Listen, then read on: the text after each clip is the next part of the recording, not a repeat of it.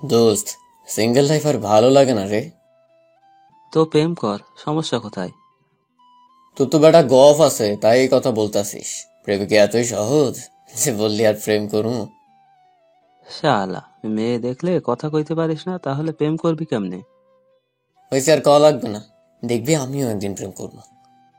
তার আগে মনে হয় আমি বাচ্চার বাপ হয়ে যাবো। জোরবেলা, তোর একটু আমার কষ্ট শেয়ার করলাম আর তুই মজা নিচ্ছিস। আহা গো, কি কষ্ট!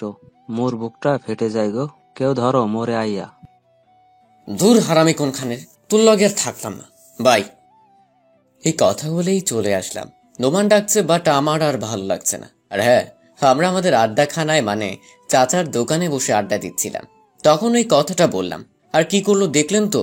রাত শুক্রবার, তাই নামাজে যেতে হবে, এর জন্য চলে আসছি। আচ্ছা চলেন যেতে যেতে পরিচয়টা দিয়ে দিই। আমি রিফাত আহমেদ। ওই যে নোমান, এটা হলো আমার বেস্ট। ছোটবেলা থেকে আমরা একসঙ্গে বড় হয়েছি। আমি আর নোমান ইন্টার দ্বিতীয় বর্ষের ছাত্র। আমার পরিবার বলতে আমার আম্মু আর আমি। আচ্ছা, আমাদের নিজের বিজনেস আছে। আম্মু সেটা দেখাশোনা করেন। আর আমরা বাসা ভাড়া দিয়ে থাকি, কারণ বাসাটা 3 তলা, তাই এত বড় বাসায় আমরা মা ছেলে কি একা একা থাকা যায়? তাই আর কি। মূলত আমরা থাকি উপরে আর নিচে ভাড়াটিয়ারা। আর হ্যাঁ, আমি এখনো সিঙ্গেল। আপনাদের সাথে কথা বলতে বলতে চলে আসছি বাসার দরজার কাছে। তারপর কলিং বেল চাপলাম। আম্মু এসে দরজা খুলে দিলেন। কিরে বাবা, এতক্ষণ কই ছিলি তুই? এই তো, নোমানের সাথে ছিলাম। ও আচ্ছা, তাড়াতাড়ি গোসল করে নামাজে যা, নামাজের সময় হয়ে গেছে। আম্মু যাচ্ছি বলে ওখান থেকে চলে আসলাম, মানে আমার রুমে চলে আসলাম। তারপর রুমে এসে কাপড় নিয়ে ওয়াশরুমে ঢুকলাম গোসল করতে। হয় মেয়েরা, আপনারা এখনো তাকিয়ে আছেন কেন? দেখেন না গোসল করতেছি। চোখ বন্ধ করেন, মূল লজ্জা করে।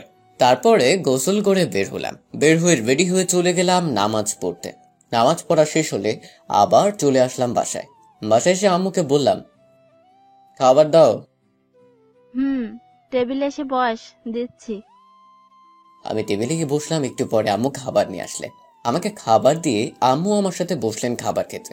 হঠাৎ আম্মু আমাকে বললেন, আজ আমাদের বাসায় নতুন ভাড়াটি আসবে, আমাদের নিচতলায়, মানে 2 তলায় থাকবেন ওনারা। তাদের যেন কোনো রকম অসুবিধা না হয়, বুঝতে পারছিস? এগুলো আমাকে কেন বলতেছো? না, বলে রাখা ভালো, কারণ ওনাদের একটা মেয়ে আছে তো। আমার ছেলেটা যদি ওনার মেয়ের প্রেমে পড়ে যায়। হ্যাঁ, আসছে। আমার দ্বারা এসব হবে না, বুঝলাম আম্মু। তাই এগুলো বলে লাভ নাই। দেখা যাবে, বাট মেয়েটা কিন্তু অনেক সুন্দর রে। বৃহস্পতিবার সবাই আসছিলেন আমাদের বাসায়, আর তুই তো কলেজে ছিলি, তাই মিস করলি। ওই রকম মেয়ে যদি আমার বৌমা হতো অনেক ভালো হতো। যেমন সুন্দর তেমনি সুন্দর ব্যবহার। বাহ, একদিনের পরিচয় তুমি মেয়েটার সব জেনে গেছো। বাহ, গুড আম্মু। কিন্তু আম্মু, আমার দ্বারা প্রেম ভালোবাসা এগুলো হবে না। আমি কি কম চেষ্টা করি বলো? কবি বলেছেন, একবার না পারিলে দেখো শতবার। তাই কিছু করার নাই, এসব না বলে বারবার চেষ্টা করবি। ওকে, দেখা যাবে। আমার খাওয়া শেষ, আমি উঠি। তারপর টেবিল থেকে উঠে আমার রুমে চলে আসলাম। এসে ভাবতে থাকলাম, বাহ, আম্মু তো দেখি আমার থেকেও এগিয়ে। যে এক দেখা আমার জন্য মেয়ে পছন্দ করে ফেলেছে, তাও আর ভাড়াটিয়া। আর ধুর, আমি এত ভেবে কি করতাম? আমার কপালে কি এগুলো আছে নাকি? ইয়ে মানে, প্রেম ভালোবাসার কথা বলছি। আপনারাও না অন্য কিছু ভাবেন খালি। ধুর মিয়া। তারপরে কি করার, একটু ঘুম দিয়ে নেই, এই কথাটা বলে বিছানায় গিয়ে শুয়ে পড়লাম। একটু পরে ঘুম চলে আসলো। ঘুম ভাঙালো বিকেল 4টা 34 নাগাদ। কি আর করতাম, আমি ওয়াশরুমে গিয়ে ফ্রেশ হয়ে আসলাম। তারপরে মোবাইল নিয়ে বেরিয়ে গেলাম রুম থেকে। রুম থেকে বেরিয়ে দেখি আম্মু বসার রুমে বই পড়ছেন। আমি গিয়ে বললাম, হ্যাঁ, কি করো আম্মু? দেখিস না কি করি, আবার জিজ্ঞেস করিস কেন? এমন করতেছো কেন? তোমার কি কিছু হয়েছে নাকি? না, কিছু হয় নাই। আমি জানি কিছু তো একটা হয়েছে তোমার, না হলে কি এমন বাংলার পাঁচের মতো মুখ করে রাখতা? তুই যাবি এখান থেকে? আরে আম্মু, বলোই না কি হয়েছে প্লিজ। ওকে, তাহলে শোন। ওই যে ভাড়াটিয়া আসছে না, দুপুরে যে বলছিলাম ওনাদের একটা মেয়ে আছে। তো কি হয়েছে কইবা? আমি কত আশা করেছিলাম, ওই মেয়েটারে নিজের ছেলের বউ বানাবো। বেশি আশা করা ভালো না। আচ্ছা থাক, তুমি বলো। কিন্তু মেয়েটার একটা সমস্যা আছে। আমি আগেই বলেছিলাম আমার দ্বারা এগুলো কিছুই হবে না, দেখলেও তো এবার। সমস্যাটা কি এটা তো একবার শুনবি। ও সরি, আচ্ছা বলো কি সমস্যা। মেয়েটা তোর থেকে 2 বছরের বড়। তো এখানে সমস্যার কি হলো? আর এই বিষয় নিয়ে এত ভাবার কি হলো? আমি ভাবছিলাম কি না কি সমস্যা, দূর। সমস্যা তো এই জায়গায়। কোন জায়গায় আম্মু? মেয়েটা তো তোর থেকে বড়, তাই না? তো এখন আমি আমার পিচ্চি ছেলের জন্য ওর বাবা মার কাছে কিভাবে তাদের মেয়েটাকে চাইবো? মেয়েটাকে চাইবো মানে বুঝলাম না আম্মু। মানে তোর আর ওর বিয়ের কথা কেমনে বলবো তাদের কাছে?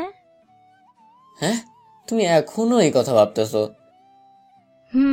তুই একটা কিছু ভেবে বল না। আমি এই বিয়ে করুম না, প্রেমও করুম না। জুনিয়র হলে এক কথা ছিল, এক কথায় রাজি হয়ে যেতাম। এত সিনিয়র আমি জীবনও সিনিয়র মেয়ে বিয়ে করুম না। আর প্রেম তো নাই। তুই প্রেম করবি, তোর বাপ প্রেম করবে।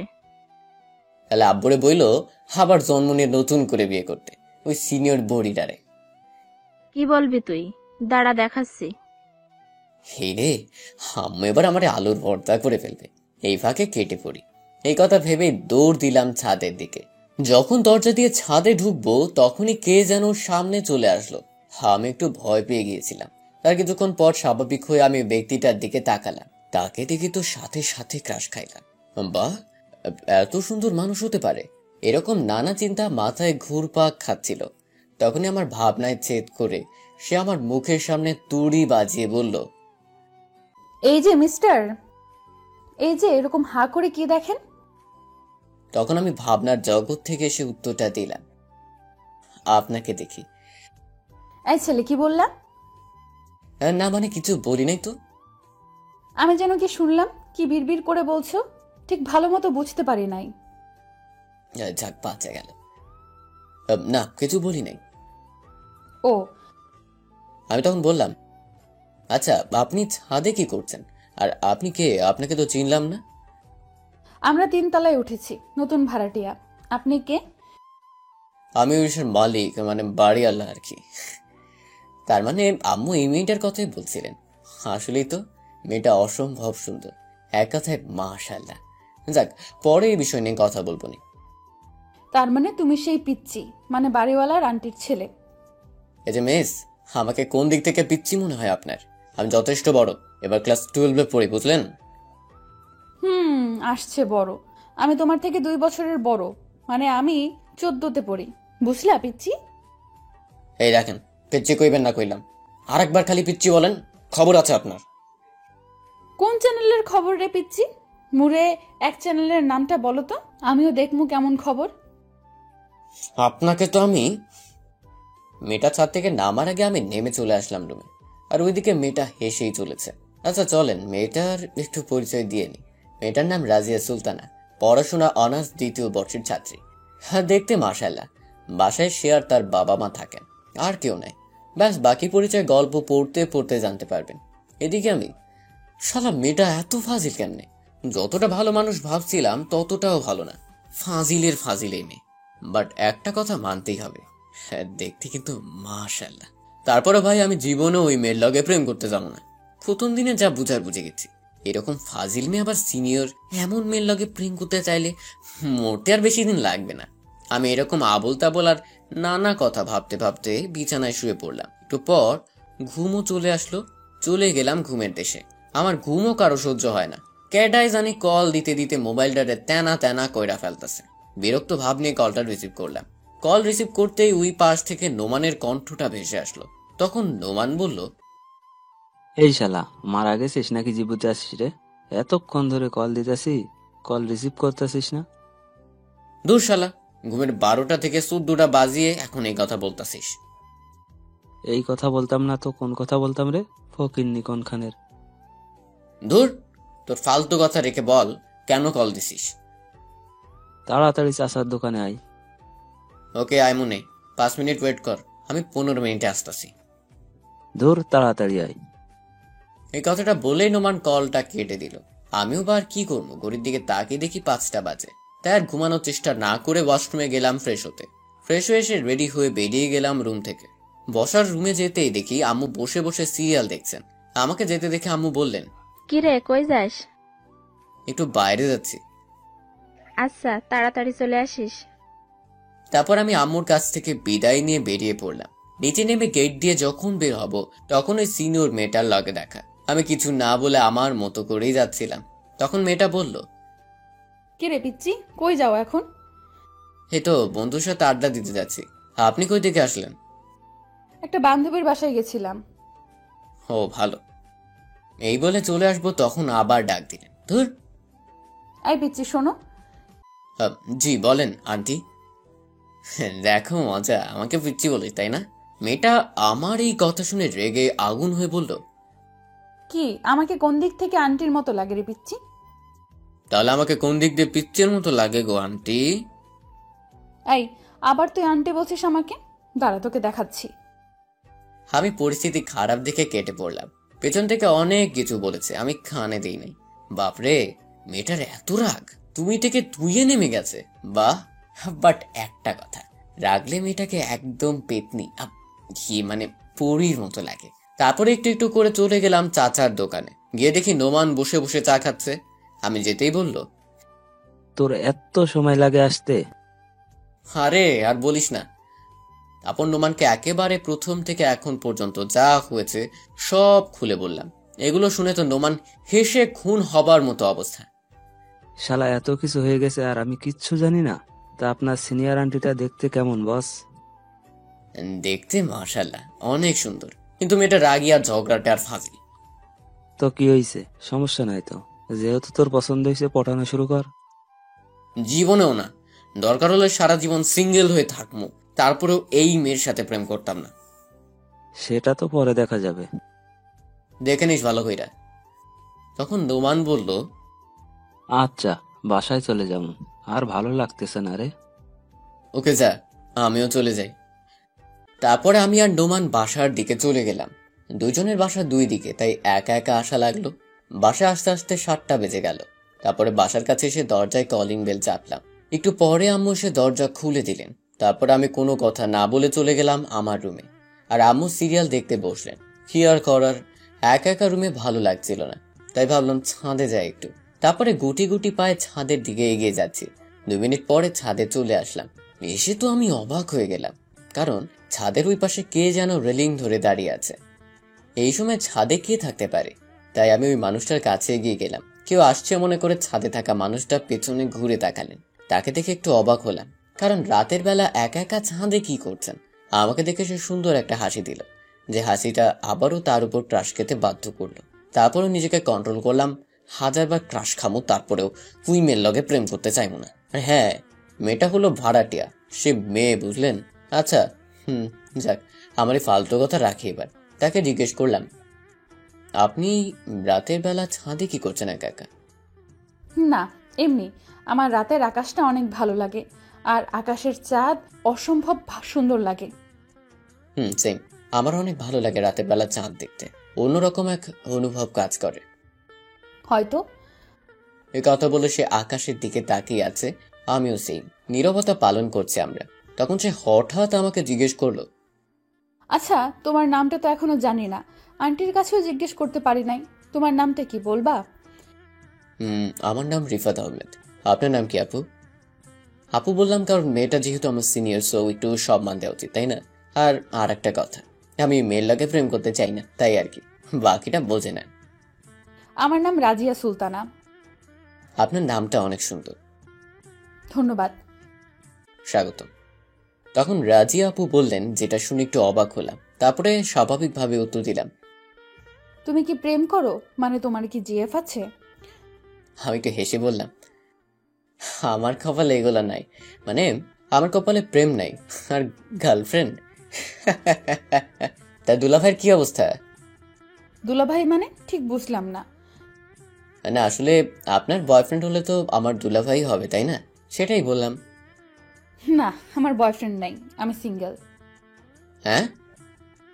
নয় হ্যাঁ, বুঝলা? আমি বিশ্বাস করি না। বিশ্বাস না করলে মুড়ি খাও। আপনার ইচ্ছে হলে আপনি খাইতেই পারেন। এভাবে কথা বলতে বলতে অনেক সময় পার করে দিলাম। তারপর একসময় আপু বললেন, আচ্ছা পিচ্ছি, চলো এবার নিচে যাই, অনেক সময় হয়ে গেছে।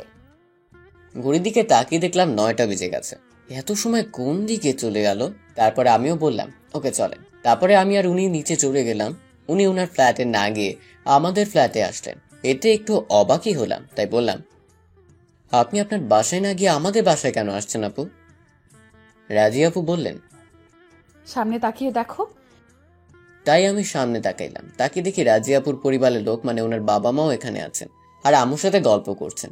আমাদের দুইজনকে দেখে বললেন, কিরে রিফাত, কইছিলি তুই? আর রাজিয়া মা, তুমিও কইছিলে? আমরা দুইজনই বললাম ছাদে একটু গল্প করছিলাম দুইজনে। আম্মু আর সবাই একটু মুচকি হাসলেন। হাসিটার মানে বুঝলাম না, যাই হোক আমি কি করব, এত মানে টনে বুঝে আমি এগিয়ে গিয়ে আঙ্কেল আর আন্টিকে সালাম দিলাম। ওনারাও সালামের উত্তর দিলেন। তখন আন্টি বললেন, কেমন আছো বাবা? হ্যাঁ জি আন্টি, আলহামদুলিল্লাহ ভালো আছি। আপনারা কেমন আছেন? আমরাও আলহামদুলিল্লাহ ভালো আছি। তখন আম্মু বললেন, যা ফ্রেশ হয়ে আয় দুইজন। আম্মু বলে আমার রুমে চলে গেলাম। গিয়ে ফ্রেশ হতে ওয়াশরুমে ঢুকলাম। একটু পর ওয়াশরুম থেকে বেরিয়ে এসে একটু অবাক হলাম, কারণ রাজিয়া আপু আমার রুমে বসে আছে। তাই আমি তাকে বললাম, এই যে আপনি আমার রুমে কি করেন? কেন, তোমার রুমে কি আসতে বারণ আছে নাকি পিচ্ছি? তা না, এমনি জিজ্ঞেস করলাম। কেন আসছেন তাই বলুন। নিচে আন্টি বললো না ফ্রেশ হয়ে আসতে, তাই তোমার রুমে আসছি ফ্রেশ হতে আর কি। ও আচ্ছা, ওকে তাহলে যান। আমি কথা বলতেই রাজি আপু আমার ওয়াশরুমে চলে গেলেন। আমি ভাবলাম আম্মুর রুম বা অন্য রুমেও তো ফ্রেশ হতে পারতো, আমার রুমে কেন আসলো? ধর যাক বাবা, আমারও তো চিন্তা করে লাভ নাই। তারপরে আমি নিতে চলে আসলাম। এসে আঙ্কেল আন্টির সাথে গল্প করতে থাকলাম। একটু পরে রাজি আপু চলে আসলেন। তাই আমরা সবাই খাবার খেতে বসলাম। আসলে মা ওনাদের দাওয়াত দিয়ে এনেছেন তাই আর কি। জাগে আগে খেয়ে নেই, তারপরে সবাই একসাথে খাওয়া শুরু করলাম। খাবার খাওয়ার মধ্যে কেমন জানি একটা অনুভব হচ্ছে, মানে কেউ যেন চিমটি কাটতেছে আমার পায়ে। তাই আমি নিচে তাকিয়ে দেখলাম, দেখি না বিড়াল তো না, তাহলে আমার সামনে চেয়ারে বসে আছেন রাজিয়া আপু। আমি তার দিকে তাকিয়ে দেখলাম উনি মুচকি হাসতেছেন। ও এই ব্যাপার, কে আমিও দেখাচ্ছি। তাই আমি আমার পা ওই জায়গা থেকে পা সরিয়ে নিলাম। একটু পরে আম্মু আউ করে বলল, কেরে পায়ে চিমটি দিতাছে? তারপর আম্মু বিষয়টা বুঝে আর কিছু না বলে সবাই একটু হাসলেন, শুধু আমি আর রাজি আপু ছাড়া। রাজি আপু আমার দিকে অগ্নি চোখে তাকালেন। আমি সেদিকে খেয়াল না করে আমার কাজ আমি করছি। সবাই খাওয়ার সময় অনেক মজা করলেন, আমি একটু একটু করলাম। আর রাজি আপু আমি যতবার উনার দিকে তাকাইছি ততবারই রাগি চোখে তাকিয়েছেন। তারপরে সবাই খাওয়া দাওয়া শেষ করে চলে গেলেন আর রাজি আপু থেকে গেলেন। আমু নাকি তাকে আজ আমাদের বাসায় থাকতে বলেছেন। মনে মনে বললাম, কি মেরে বাবা, আম্মু কয়েকবার বললো তাই থেকে গেল। হ্যাঁ যাক ভালোই হলো, আমার ক্রাশটারে রাতে দেখতে ঘুমাতে পারবো। আম্মু আর রাজিয়া আপু বসে বসে গল্প করছেন আর আমি রাজিয়া আপুর দিকে এক মনে তাকিয়ে আছি। আমি যাই বলি না কেন, রাজিয়াপুর ওই মায়েদের চোখের দিকে তাকালি বারবার ফ্রেমে পড়তে ইচ্ছে করে। আমার এই বিষয়টা রাজিয়া আপুর চোখ এড়ায়নি, কিন্তু অবাক করার বিষয়ে তিনি তেমন কিছু না বলে শুধু মুচকি হাসলেন। তার মানে কি রাজিয়া আপু আমাকে পছন্দ করে? উনি কি আমাকে ভালোবাসেন? পরক্ষণই ভাবলাম, ধুর, পরিচয় হলো 24 ঘন্টা, পার হয় নাই, এর মধ্যে এত কিছু হবে কেমনে? রাজিয়াপুর মুখে এখন আর রাগী চাপটা নেই। উনি এক মনে আম্মুর সাথে গল্প করছেন আর আমি ওনার দিকে তাকিয়ে আছি। হঠাৎ আম্মু ডাক দিয়ে বললেন, এই তুই অমন করে রাজিয়ার দিকে তাকিয়ে আছিস কেন রে? কি ব্যাপার বলবি একটু বাবা? আমি পড়ে গেলাম এক মহাঝামেলায়। এখন কি উত্তর দিব তাই কিছু না বলে ইয়ে হয়েছে, কিছু বলতে হবে না, আমি বুঝে গেছি। আমার এই অবস্থা দেখে রাজিয়া আপু আর আম্মু আমার দিকে তাকিয়ে মুচকি মুচকি হাসলেন। আমি একটু লজ্জায় পড়ে গেলাম, তাই ওইখানে আর বসে না থেকে চলে আসলাম নিজের রুমে। আমি বসে বসে রাজিয়া আপুকে নিয়ে ভাবতে থাকলাম, এত সুন্দর একটা মেয়ে যাকে দেখলে যে কেউ প্রেমে পড়তে বাধ্য, তার মানে আমিও কি তার প্রেমে পড়ে গেছি? মাত্রই তো একদিনের পরিচয় হলো, তাহলে কেমনে প্রেমে পড়ে গেলাম? পরক্ষণে ভাবলাম, কবি বলেছেন প্রেমে হুটহাট করেই পড়া যায়, প্রেমে পড়তে সময় লাগে না। এমন অনেক রকম কথা আমি ভাবতে ভাবতে বিছানায় গিয়ে ঘুমিয়ে পড়লাম। আস্তে আস্তে গভীর ঘুমে হারিয়ে গেলাম এক অজানায়। ওই রাজিয়া, তোমাকে একটা কথা বলবো, প্লিজ আমার কথাটা শোনো। রেজা ভ্রু কুচকে বলেন, বলো কি বলার। মানে আমি তোমাকে বলো আমাকে কি। হায় রে গাধা, বলে দে না আমি তোমাকে ভালোবাসি। কেন যে এই পিচ্চিটাকে ভালোবাসলাম, এতদিন হয়ে গেল তারপরও ভালোবাসি কথাটা বলতে পারে না। আমি তোমাকে এবার কিন্তু রাগ হচ্ছে, তাড়াতাড়ি বলো। তারপর আমার বুকে দুই বদনার সাহস নিয়ে বলে দিলাম, আমি তোমাকে সেই প্রথম যেদিন দেখেছিলাম সেদিন থেকে তোমাকে খুব ভালোবেসে ফেলেছি। তোমাকে নিয়ে হাজারো স্বপ্ন, হাজারো ছন্দ, হাজারো কবিতা আমার মনের মধ্যে এঁকে রেখেছি। খুব ভালোবাসি তোমাকে। আমাকে কি তোমার পিতৃ বর হিসেবে একটু ভালোবেসে মনের মধ্যে ঠাঁই দিবে? একটু ভালোবাসবে আমাকে? সারা জীবন সুখ দুঃখে রাখবে তোমার? সব শেষে বলতে চাই, রাতে একসঙ্গে বসে চাঁদ দেখার সাথী করবে আমাকে? ভালোবাসবে কি আমাকে একটু? আমার কথাগুলো শুনে রাজিয়া আমার দিকে হা করে তাকিয়ে আছে, তাই আমি আবার বললাম, তোমার উত্তরটা দিবা? ভালোবাসবে কি আমাকে? এই কথা বলতেই আমাকে একটা থাপ্পড় মারলো। আমি চুপ করে দাঁড়িয়ে আছি। আমি থাপ্পড় খেয়ে নিচের দিকে তাকিয়ে থাকলাম। তখন রাজিয়া আপু আমাকে বলল, এই কথা বলতে এত সময় লাগে তোমার? এই পিচ্চি সেই কবে থেকে এই কথা শোনার জন্য অপেক্ষা করতেছি, আর তুমি এত দেরি করে বললা? আমি এই কথা শুনে হাসবো না কাঁদবো? রাজিয়া আপু আমাকে ভালোবাসে? ইয়াহু! তাই আমি বললাম, তাহলে আমি যে প্রপোজ করলাম তার উত্তর দাও। তখন রাজিয়া আপু বললেন, আমিও তোমাকে খুব খুব ভালোবাসি পিচ্চি। এই কথা শুনে যখনই ওনাকে জড়িয়ে ধরবো তখনই কে যেন আমার কান টেনে ধরলো আর আমার ঘুম ভেঙে গেল। তার মানে এতক্ষণ স্বপ্ন দেখছিলাম আমি?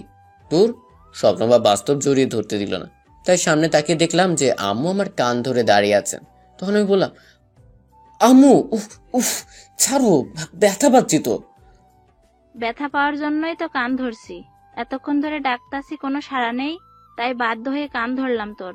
তা বাবা, ঘুমের মধ্যে কি রাজিয়াকে নিয়ে স্বপ্ন দেখছিলা তুমি? আম্মুর এই কথা শুনে অনেক অবাক হলাম। আম্মু কেমনে জানলো এই কথা? তাই আমিও বোকার মতো প্রশ্ন করলাম, আম্মু তুমি কেমনে জানলা? তার মানে আমি যেটা ভাবছিলাম সেটাই, তুমি রাজিয়াকে নিয়ে স্বপ্ন দেখছিলা। পরক্ষণে আমি ভাবলাম, তোর কি বলে দিলাম।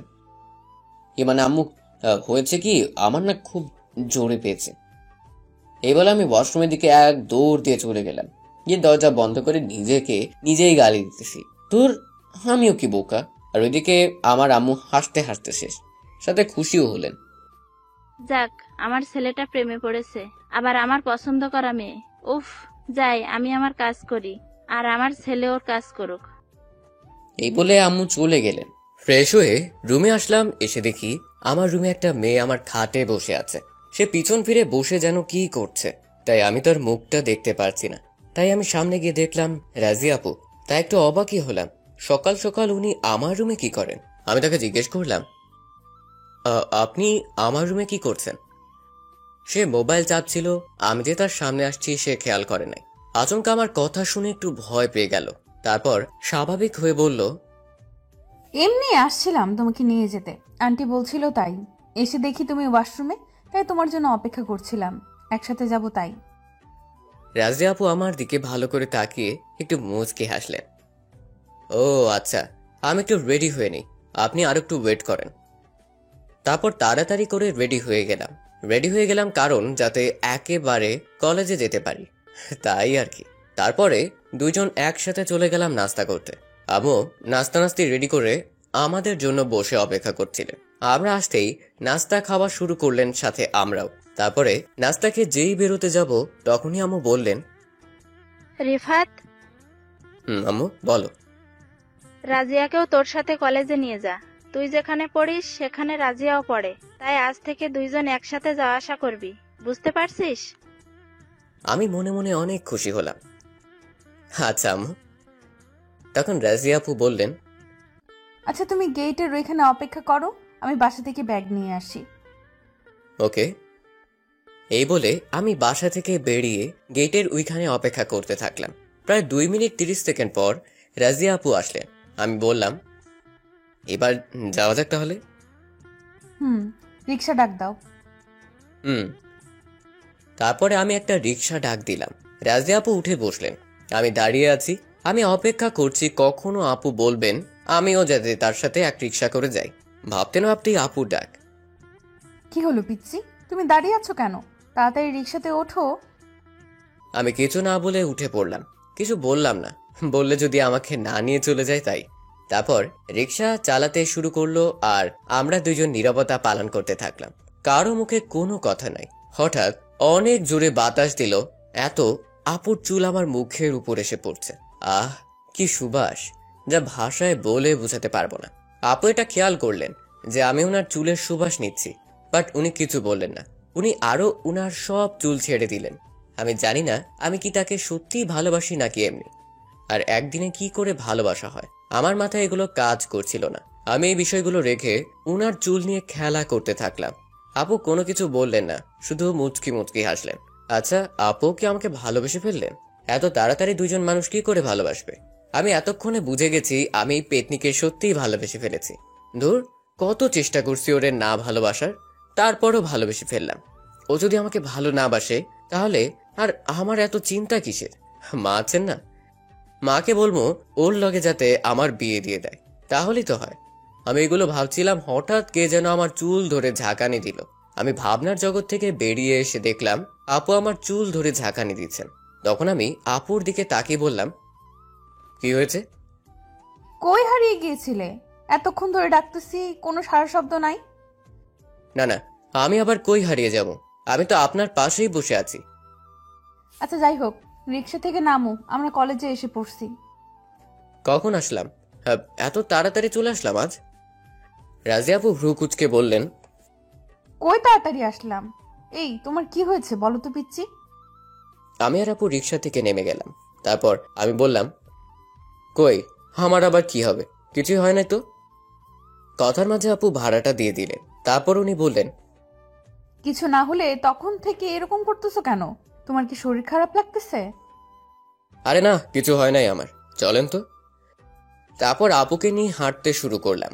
আমি আপুর দিকে তাকিয়ে কথা বলছি আর হাঁটছি, তখন হঠাৎ করে কার সাথে ধাক্কা খেয়ে পড়ে গেলাম নিচে। আমি চোখ বন্ধ করে আছি। আরে এইটা এত নরম কেন? আমি কার উপর পড়েছি এটা দেখার জন্য চোখ খুলে আমি অবাক, কারণ আমি একটা মেয়ের উপর, বলতে ভুল হবে, এটা একটা মেয়ে হাতি, মানে আমি একটা মুটকির উপর পড়েছি। আমি ঝটপট তার উপর থেকে উঠে আসলাম। বলা তো যায় না, আমাকে নিচে ফেলে পিষে দেয়। আমি তারপর থেকে উঠে রাজিয়া আপুর দিকে এক নজর তাকালাম। তাকে দেখি পেতনির মতো, বিয়ে মানে ভয়ঙ্কর ভাবে রেগে আছে। আমি তা দেখে ভয়ে শেষ। জানি না এখন কি করে। আল্লাহ গো, মোরে বাঁচাও। তারপর আমি যার উপর পড়েছিলাম ওর দিকে তাকালাম। দেখি বেচারি রাজিয়াপুর ওইভাবে তাকানো দেখে অনেক ভয় পেয়ে গেছে। মুটকি হয়েছে তো কি হয়েছে? মুটকির সামনে যদি পাখির মতো কেউ রেগে থাকে, ভয় তো পাবেই। মুটকির দিকে আপু এবার আরো গরম চোখে তাকালেন। তখনই মুটকি ওরে বাবারে বলে দৌড় দিয়ে চলে গেল। এখন আমার কি হবে? হঠাৎ আপু আমার হাত ধরে টেনে টেনে নিয়ে যাচ্ছে। আমি ভয়ে কিছু কইতেও পারছি না। এভাবে আমি একটু ভেবে নিই, আমি একটা মেয়ের উপর পড়তে আপু এত রেগে গেলেন কেন? তার মানে কি আপু, ইস, আমার মাথা কাজ করছে না। ওকে দেখি আপু কি করছেন। আপনাদের সাথে কথা বলতে বলতে আপু আমাকে কলেজ বাদ দিয়ে একটু দূরে একটা পার্ক ছিল, ওইখানে নিয়ে যায়। ওইখানে গিয়ে আপু আমার হাত ছেড়ে ঘাসের উপর বসে পড়েন।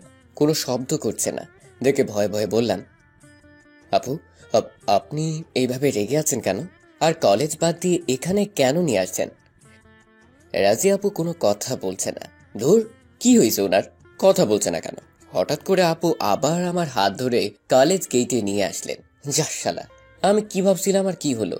ইয়ে মানে আপনাদের না জানিয়ে আমি মনে মনে ভাবছিলাম হয়তো আপু আমাকে প্রপোজ করবে। ধুর, আচ্ছা যাই হোক। আপু আমাকে কলেজ গেটের এখানে দিয়ে উনি ওনার ক্যাম্পাসের দিকে চলে গেলেন, আর আমি আবুলের মতো তাকিয়ে থাকলাম। এটা কি হলো? ধুর, আর ভাবতে পারবো না। এদিকে আমার ক্লাস টাইম শুরু হয়ে গেল, তাই আমি ভাবাভাবি রেখে চলে গেলাম ক্লাসের দিকে। ক্লাসে এসে দেখি স্যার এখনো আসেন নাই। আরো 2 মিনিট পর স্যার আসলাম। আমরা সবাই সালাম দিলাম।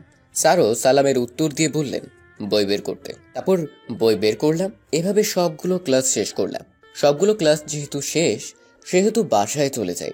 আর হ্যাঁ, শালা নোমানের বাচ্চা আজ কলেজে আসে নাই। আমারে কইসা আইবো, বাট আসে নাই। ওই শালারে কাল দেখে নিবনি। এখন বাসায় যাই। এই বলে চলে আসলাম কলেজের গেটে। কলেজের গেটে এসে আবার অবাক হলাম, কারণ রাজিয়া আপু দাঁড়িয়ে আছেন। উনার আরো 1 ঘন্টা আগে ক্লাস শেষ হয়েছে। এখনো কি করেন এখানে? মনে তো হচ্ছে কারো জন্য অপেক্ষা করছেন। তাই আমি গেলাম ওনার কাছে, গিয়ে বললাম, হ্যাঁ কি ব্যাপার রাজিয়া আপু, আপনি এখনো এখানে কি করছেন? রাজিয়া আপু বললেন, আন্টি বলছিল আপনার সাথে কলেজে যাইতে আর কলেজ থেকে আসতে, তাই দাঁড়িয়ে আছি আপনার জন্য। বড়দের কথা তো আর ফেলা যায় না, তাই না? আমি অনেক অবাক হলাম।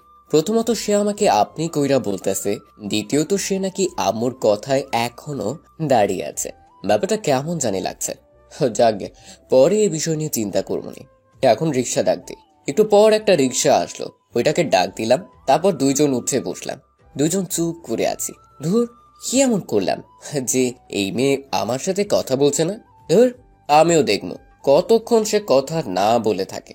কিন্তু আমি যে কথা না বলে থাকতে পারছি না, তাই নিজে থেকেই বললাম, আচ্ছা আপু, তোমার কি হয়েছে? ওই কলেজে আসার পর থেকে এমন চুপ করে আছো, আবার আমাকে তুমি থেকে আপনি করে বলছো। কি হয়েছে বলবা কি? আমি কি কোনো দোষ করেছি আপু? একসাথে অনেকগুলো প্রশ্ন করলাম। না, আপনি কোনো দোষ করেন নাই, আর আমারও কিছু হয় নাই। আমার এমনিতেই কথা বলতে ভালো লাগতেছে না, তাই চুপ করে আছি। তখন আমি বললাম, তাহলে আপনি করে কেন ডাকছো? ভালো লাগছে তাই ডাকতেছি। আমি আর কিছু বললাম না, চুপ করে রইলাম। আমি জানি আপুর কোনো কিছু হয়েছে, তাই চুপ করে আছে। আমি এগুলোই ভাবছিলাম, তখনই সামনে দেখি ফুচকার দোকান। তখন আমি বললাম, আপু, ওই যে ফুচকার দোকান, ফুচকা খাবে? রাজিয়া আপু কিছু বলছে না দেখে আমি রিক্সাওয়ালা মামাকে রিক্সা থামাতে বললাম। তারপর দুইজন নেমে পড়লাম। আপুর মুখে এখনো কোনো কথা নাই, আগের মতোই চুপ।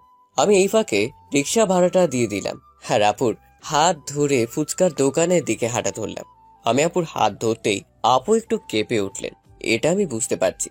আপু আমার দিকে ফ্যাল ফ্যাল করে তাকিয়ে আছেন, কিন্তু তারপরও কথা বলছেন না। চলে আসলাম ফুচকার দোকানের কাছে।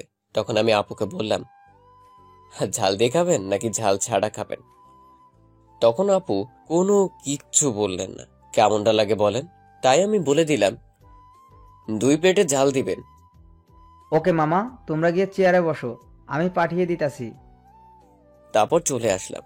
আমি আপুকে নিয়ে চেয়ারে বসে পড়লাম। তখন তেমন ভিড় ছিল না ফুচকার দোকানে। এই মেয়েটা কি হয়েছে রে ভাই, কোনো মতেই কথা কইতেছে না। যাক, আমিও চুপ করে থাকলাম। 2 মিনিট পর ফুচকা দিয়ে গেল। আমি ফুচকা হাতে নিয়ে খেতে শুরু করলাম, বাট আপু খাচ্ছে না, না খেয়ে আমার দিকে তাকিয়ে আছে। আমি তখন বললাম, কি হয়েছে, খাও না কেন? না খেয়ে তাকিয়ে আছো কেন এভাবে?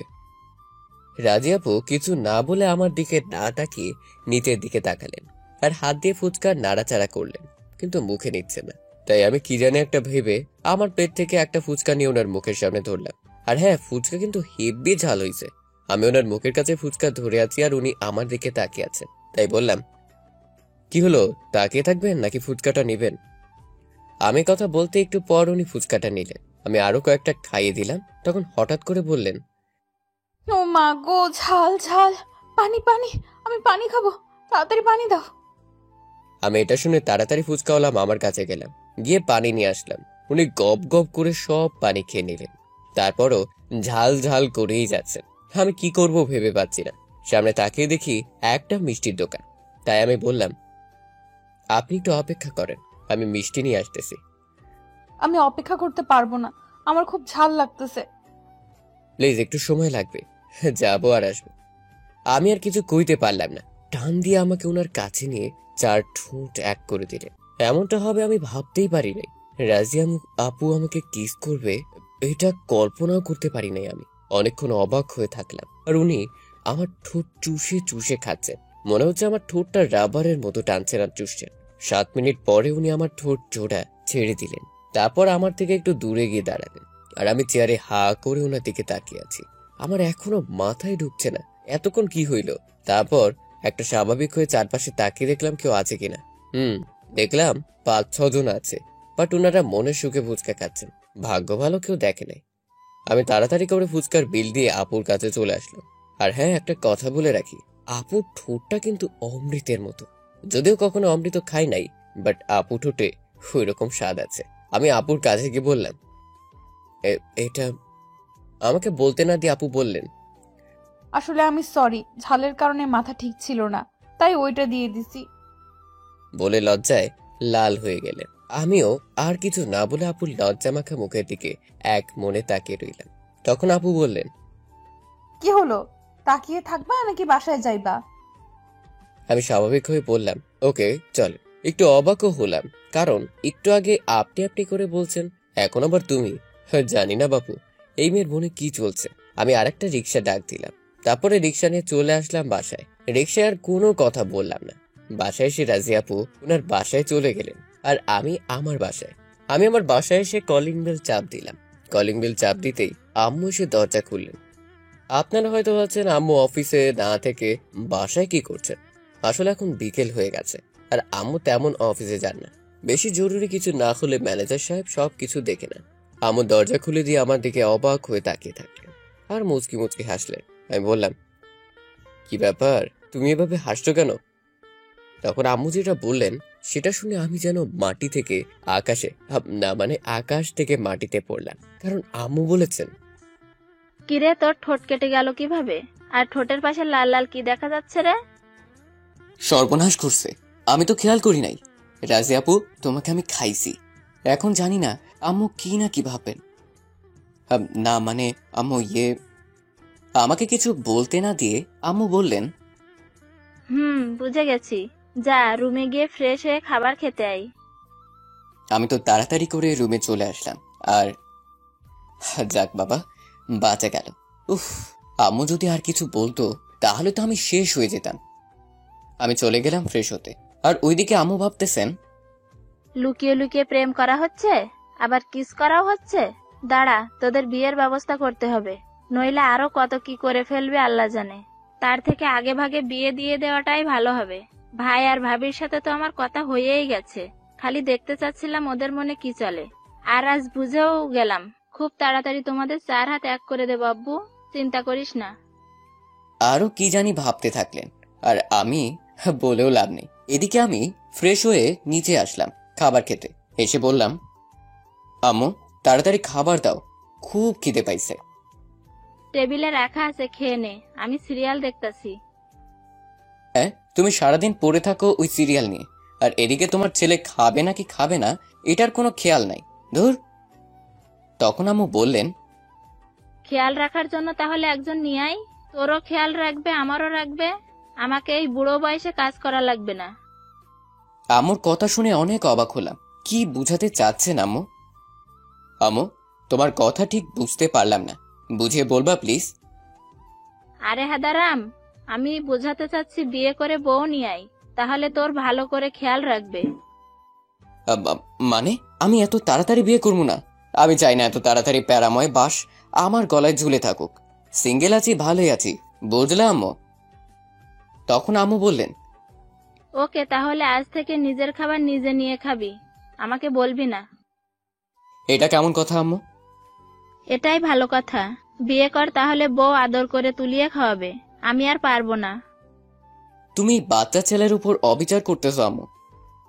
আজ বিয়ে করে কাল বাচ্চা আব্বু আব্বু বলে ডাকবে, আর সে নাকি বাচ্চা। যত সব ন্যাকামি। আম্মু, এই, আমাকে আর ডিস্টার্ব করবি না, আমি সিরিয়াল দেখতাছি, দেখিস না? তারপর আর কি, আম্মু মনের সুখে সিরিয়াল দেখছেন, আর আমি নিজে নিজে খাওয়া শুরু করলাম। খাওয়া দাওয়া শেষ করে চলে আসলাম রুমে, আর ওদিকে আম্মু হাসতে হাসতে শেষ। পাগল ছেলে, আর বলতে পারলো না। আম্মু, আমি একটা মেয়েকে ভালোবাসি। এত বোকা কেন? আর বোকা হবে নাই কেন? ওর বাপ যেমন ছিল। আচ্ছা যাই হোক, আমি আমার সিরিয়াল দেখি। তারপর আম্মু সিরিয়াল দেখাতে মন দিলেন আবার, আর আমি এদিকে রুমে আসলাম। রুমে এসে একটু রেস্ট নিলাম। তারপর ভাবলাম একটু ছাদে যাই, রুমে ভালো লাগছে না। যেই ভাবা সেই কাজ, চলে আসলাম ছাদে। ছাদে একা একা দাঁড়িয়ে দাঁড়িয়ে গান শুনছিলাম। তখন কেউ একজন বলল, ছাদে একা একা কি করা হচ্ছে? আমি পিছনে তাকিয়ে দেখি রাজিয়া আপু আসছেন। তাই আমি বললাম, না তেমন কিছু না, ভালো লাগছিল না, তাই ছাদে আসছি। তা আপনি কেন আসছেন? সেম, আমারও ভালো লাগছিল না, তাই আসছি। ও, তা কিসটা কেমন লাগছিল তখন? আমি এমন প্রশ্নের জন্য মোটেও প্রস্তুত ছিলাম না। মানে? এখন মানে বলতেছো? ফুচকার দোকানে যে কিস দিছিলাম সেটা কেমন লাগছিল? আপনি কি ইচ্ছে করে আমাকে কিস করছিলেন তখন? হয়তো, আসলে তোমার ঠোঁট দেখে লোভ সামলাতে পারি নাই, তাই। আমি অবাক হয়ে রাজিয়া আপুর দিকে তাকিয়ে থাকলাম। তার মানে কি রাজিয়া আপু আমাকে ভালোবাসেন? ভালো যদি নাই বাসতো তাহলে আমাকে কিস দিল কেন? আচ্ছা যাই হোক। তখন রাজিয়া আপু আবার বললেন, কিসটা কেমন হয়েছিল এখনো কিন্তু বলো নাই। রাজিয়া আপুকে রাগানোর জন্য বললাম, অনেক বাজে হয়েছে, আমার তো এখনো বমি করতে ইচ্ছে করছে। ওয়াক থু। আমার এই কথাগুলো শুনে রাজিয়া আপু আমার দিকে সেই লেভেলের রাগী ভাবে তাকালেন। আল্লাহ জানেন এখন কি হবে। হঠাৎ করে আপু আমার কাছে এসে আবার লিপ কিস দেওয়া শুরু করলেন। আমি ভাবি নাই আপু আবার আমাকে কিস করবে। আমার তো সেই ভালো লাগতেছে। উফ, কত মিষ্টি আপুর ঠোঁট, যেন লেবুর মতো, যেন আপেলের মতো। ইস, এভাবে যদি দিনরাত কিস করতো কতই না ভালো হতো। শুনেছি বেশি কিস খাইলে নাকি মানুষ মোটা হয়ে যায়, আর আমি যে চিকন তাই মোটা হওয়ার ওষুধ খাচ্ছি, মানে কিস আর কি। আমি আপুর সাথে রেসপন্স দিতে থাকলাম। আপুর প্রায় 5 মিনিট পর আমার বাচ্চা বাচ্চা ছোট ঠোঁটগুলোকে ছাড়লেন, ছেড়ে বললেন, এখন বলো কেমন লাগছে। আমি ফাজলামো করে বললাম, ওয়াক্থু। কথাটা শেষ করতে পারলাম না, আমার আর একটা কিস বসিয়ে দিল। পাগলের মতো করে আমার ঠোঁট খেতে শুরু করলো। আল্লাহ গো, আজ কি দেখে ঘুম থেকে উঠিয়েছিলে? ইস, আজ যে এত আদর পাবো কল্পনাও করতে পারি নাই। বাট আপু আমার ঠোঁটের অবস্থা শেষ করে দিয়েছে। আমার ঠোঁট। আপু এবার একেবারে 10 মিনিট পর ঠোঁট জোড়া ছাড়লো, তারপরে হাঁপিয়ে হাঁপিয়ে বলল, এখন কেমন লাগছে রে পিচ্ছি? অনেক ভালো লাগছে, যেন অমৃত। আর লাগবে পিচ্ছি বাবু? না না, আর লাগবে না। এমনিতেই যে অবস্থা করেছো, হাত দিলে তো আমি শেষ, আরো দিলে তো ভালোই, বাট আমার ঠোঁটের অবস্থা খারাপ করে দিছে। তখন রাজিয়া আপু বললেন, এই কি বলতেছিস ফিস ফিস করে? একটু জোরে বল। এই মেয়ে কি আমার মনের কথাও শুনে নাকি? আরে না না, আমি কি বলবো। তারপর দুজন একটু চুপ থাকলাম। হঠাৎ রাজিয়া আপু আমাকে জড়িয়ে ধরে যা বললেন সেটা শুনে তো আমি অবাক। এই পিচ্ছি, তুই কি আমাকে বিয়ে করবি? রাজিয়াপুর কথা শুনে যেন আমি ভূত দেখার মতো চমকে উঠলাম। তারপরে বললাম, আপু, আপনার কি মাথা ঠিক আছে? আসলে মনে মনে আমি অনেক খুশি, কারণ আমিও ওনাকে ভালোবাসি। আচ্ছা যাই হোক, আমি এসব ভাবতেছি তখন রাজিয়া আপু আবার বললেন, কি রে পিচ্ছি, আমাকে তোর বউ বানাবি না?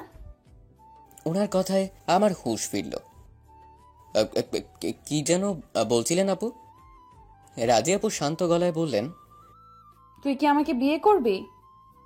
হ্যাঁ, আমার ঠেকা পড়ছে সিনিয়র মেয়ে বিয়ে করতে। তোকে তো আমারই বিয়ে করা লাগবে। আসছে।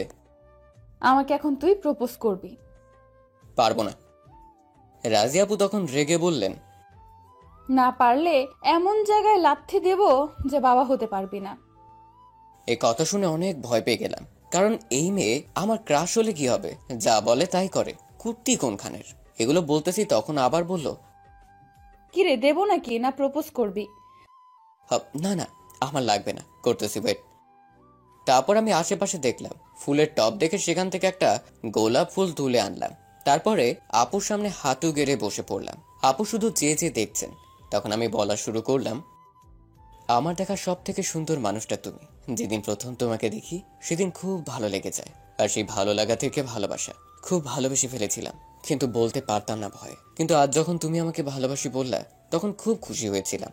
খুব ভালোবাসি তোমাকে প্রিয়। হবে কি আমার মায়াবতী? অনেক অনেক ভালোবাসবো তোমাকে। আমার আব্বু আম্মুর কিউট সুইট বৌমা হবে গো তুমি। আর বড় করতে চাই না, শেষে বলেই দিই, আই লাভ ইউ মায়াবতী। আমার কথাগুলো শেষ হতেই রাজি আপু আমার হাত থেকে ফুল নিয়ে, আই লাভ ইউ টু পিচ্ছি, আমিও তোকে খুব খুব ভালোবাসি। আমাদের এগুলো হয়তো কেউ দেখছিলেন। হঠাৎ করে হাত তালি দিয়ে উঠলেন। আমরা পেছনে তাকিয়ে তো অবাক, কারণ পেছনে ছিলেন। তাড়াতাড়ি যা শালা। আমি এক দৌড় দিয়ে ছাদ থেকে চলে আসলাম। আপনারা কিছুই বুঝতে পারছেন না তো? ওকে, আমি বুঝিয়ে দিচ্ছি। কথাটা আমার বন্ধু হনুমান, সরি নোমান বলল। আচ্ছা চলেন, রুমে যেতে যেতে অতীতে কি হয়েছিল আর এখন কি হচ্ছে জেনে আসি। আচ্ছা, এখন কি হয়েছে এটা আগে বলে দেই, তাহলে একটু ভালো করে বুঝতে পারবেন। বর্তমানে আমি সিঙ্গেল থেকে বিঙ্গেলপুর চলে আসছি। এটাও বুঝলেন না? না, ইয়ে মানে হয়েছে কি, আপনাদের না জানিয়ে বিয়ে করে ফেলেছি। আচ্ছা, কি করে বিয়ে হলো তাহলে শুনুন। আমি যখন সিঙ্গেল পুরে ছিলাম ওই সময়ের কথা, রাজি আপুকে বুকে জড়িয়ে দাঁড়িয়ে আছি। হঠাৎ পেছন থেকে কে জানি হাততালি দিয়ে উঠলো। আমি আর রাজি আপু, ঠুকু, এখন তো আপু বলা যাবে না, শুধু রাজিয়া বলা লাগবে। আমি আর রাজিয়া হাততালি শব্দ শুনে সামনে তাকালাম। তাকে দেখি আমার আম্মু, রাজিয়ার আম্মু আব্বু নোমান আর একজন আছে। দেখে মনে হচ্ছে কাজই হবে হয়তো। আমি এখনো রাজিয়াকে জড়িয়ে ধরে আছি, রাজিয়াও আমাকে ধরে আছে। তখন নোমান বলল, কিরে আর আমি লজ্জা শরমের মাথা খাইছিস নাকি যে সবার সামনে এখনো জড়িয়ে ধরে আসিস? ওর কথা শুনেই রাজিয়া আপুকে ছেড়ে দিলাম। রাজিয়া আপু আমাকে ছেড়ে লজ্জা মাখা মুখ নিয়ে নিচের দিকে তাকালেন। তখন হঠাৎ আম্মু বললেন, তা সবাই তো রাজি আছে, তা কাজী সাহেব বিয়ে পড়ানো শুরু করেন। বউ আর জামাইকে রেডি হতে বলুন। রেডি হওয়া লাগবে না, যেমন আছে তেমন ভাবেই বিয়ে হবে। আপনারা যা ভালো বোঝেন। আমি আর রাজিয়া তো অবাক, মনে মনে খুশিও হচ্ছি, কারণ প্রেম করলে মেয়ের বাড়ির লোক বা ছেলের বাড়ির লোক দুই পক্ষের এক পক্ষ ভিলেন থাকে, আর এখানে তো সবাই মিলে গেছে। সমস্যা নাই, ভালোই হলো। আবার একটু কষ্ট লাগছে, কত আশা করেছিলাম প্রেম করবো, ঘোরাঘুরি করবো, তার হলো কই। ধর, আমি রাজিয়া আপুর দিকে তাকিয়ে বললাম, কি গো, মনে কি বিয়ে করবানি? হ গো পিচ্ছি, মুই তোমারে বিয়ে করার লাগি দুই পায়ে খাড়া আছি। তখন আম্মু আবার বললেন, ওই বাসর ঘরে গিয়ে কথা বলিস, এখন আমাদের কাজ আমাদের করতে দে, এদিকে আয়। তারপর আর কি, আস্তে আস্তে সব কিছু হয়ে গেল। ওই মেয়েরা, আপনারা আবার অন্য কিছু ভাববেন না, বিয়ে হয়েছে, বাসর এখনো হয় নাই, বুঝলেন? বিয়ে পড়ানো শেষ হতে আম্মু আর আমার বউ মানে রাজি আর আম্মু আব্বুর দোয়া নিলাম। তারাও আমাদের ভালো কইরা দোয়া করে দিলেন। তারপর সবাই রাজিয়াকে নিয়ে নিচে চলে গেলেন, আর আমি আর নোমান ছাদে দাঁড়িয়ে আছি। তখন নোমান বলল, শেষমেশ সিনিয়র আপুকেই বিয়ে করলি শালা? ওই শালা, আপু না, তোর ভাবি আর আমার বউ, বুঝলি? বাহ, বিয়ে মাত্র হলো আর এখনই প্রেম একেবারে জোরে জোরে পড়তাছে। তো পড়বে না? মোর বউটা কত কিউট, বাচ্চাদের মতো। হয়েছে, ভাবতাম তোর বউয়ের প্রশংসা আমাকে না করে তোর বউকে করিস, তাহলে ভালো হবে।